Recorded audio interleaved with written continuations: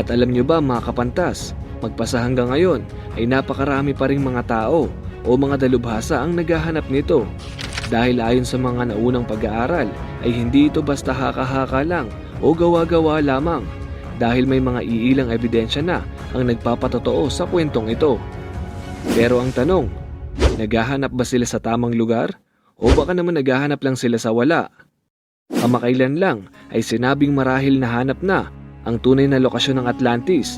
Wala sa ilalim ng tubig kung hindi nasa isang disyerto. Ang lugar na ito ay tinatawag na Sahara na matatagpuan sa North Africa. Medyo malayo sa lokasyon na sinasabi sa description ni Plato. Ayon sa kanya ay matatagpuan ito sa isang isla na mayroong 9 kilometrong lawak. Ang syudad na ito ay mayroong 2 pader na naliligiran ng mga tubig.